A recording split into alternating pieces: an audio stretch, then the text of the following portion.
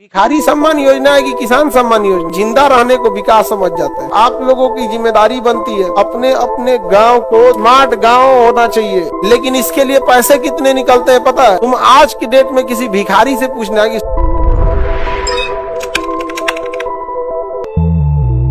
किसान सम्मान निधि जो है 6,000 रुपया सालाना है। 6,000 रुपया सालाना 6,000 है ना जी। महीने का कितना? 500, मतलब महीने का 2,000 500 रुपया हर महीने देगा ना, कितना आएगा? 6,000। अब जरा तुम सोचो, 500 रुपया महीना का किसान का सम्मान निधि मिल रहा है, दिन का बताओ कितना? 500 में 30 से भाग दे दो, कितना रुपया होता है? 16 रुपया। 16 रुपया। तो किसानों का सम्मान इतना है कि आपको प्रतिदिन 16 रुपया मिलेगा।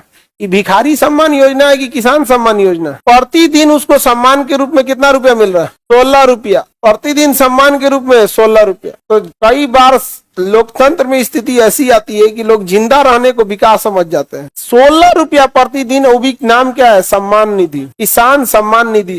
तुम आज की डेट में किसी भिखारी से पूछना है कि 16 रुपया प्रतिदिन दिया जाएगा, भीख मांगोगे?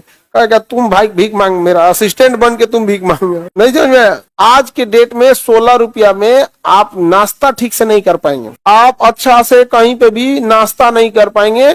आपको सोचना पड़ेगा उसके लिए, लिट्टी ले, समोसा ले कि चाय ले। यहाँ पर आप समझ सकते हैं कितनी दिक्कत है। लेकिन इसके लिए पैसे कितने निकलते हैं पता है? ऊपर से 70,000 करोड़। वहां से क्या निकलेगा? 70,000 करोड़।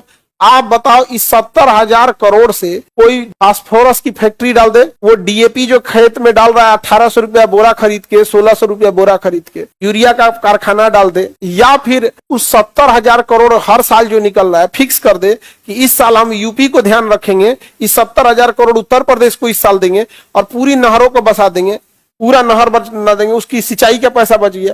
अगली बार वो 70,000 करोड़ में बिहार और झारखंड दोनों कॉमन हो जाएगा क्योंकि यूपी बड़ा है। एक प्लान करके भाई उसका खर्चा बढ़ा दीजिएगा। तो ये तो एक हो गया वही वाला तरीका कि हम धीरे धीरे घिसते रहेंगे। यहाँ पर नहीं समझ में गया?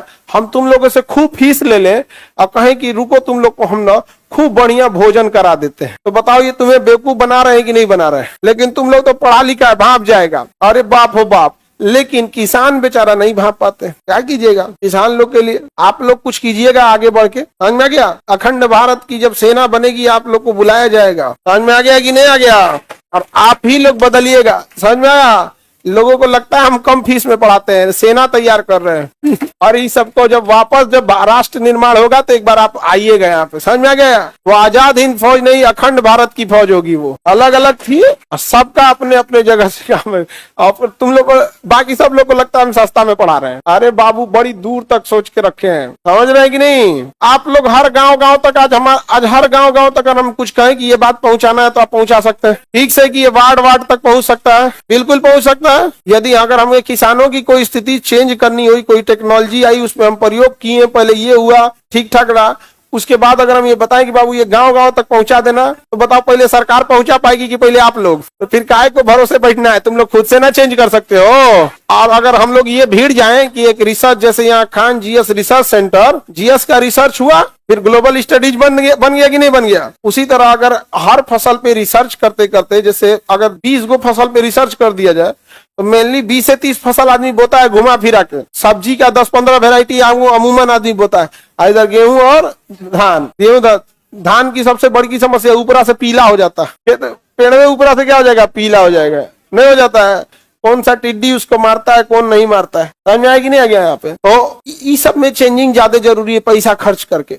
समझे? जैसे टिड्डियां जो आते हैं उनमें चेंज, उनका ना डीएनए चेंज करके ऐसा डीएनए बनाए कि वो केवल नर को जन्म दे, मादा को जन्म न दे। अगर टिड्डियों में एक ऐसा टिड्डी बनाया जाए जो केवल किसे जन्म दे सके? नर को, मादा को न दे सके। आने वाले 10 साल में केवल नर बचेंगे सब, क्योंकि टिड्डियों का जीवन काल बड़ा छोटा होता है। क्या बचेंगे? सब नर। ब्राजील में मच्छर इतने ज्यादा तबाह कर दिए थे सब, उसने कोई गुड नाइट कॉयल मोर्टिन नहीं जलाया। उसने जेनेटिक चेंजिंग करके ऐसा मच्छर बनाया जिसमें केवल नर पैदा हो रहे थे। केवल क्या पैदा हो रहे थे? नर। और मच्छरों को छोड़ दिया और उसके बाद धीरे धीरे उनसे जो रिप्रोडक्शन हो रहा था वो केवल क्या हो रहे थे? नर। आने वाले 5-7 साल में मच्छर कंट्रोल हो गए, खाली नर बचेगा, रिप्रोडक्शन रेशियो खत्म। उन सबका रिप्रोडक्शन रेशियो ज्यादा होता है ना। तो आप लोगों की जिम्मेदारी बनती है अपने अपने गांव को दोबारा बदल के रखना है। यहाँ पे वापस इस सोने की चिड़िया बनेगी गांव से, स्मार्ट गांव होना चाहिए। समझ में आ गया कि नहीं?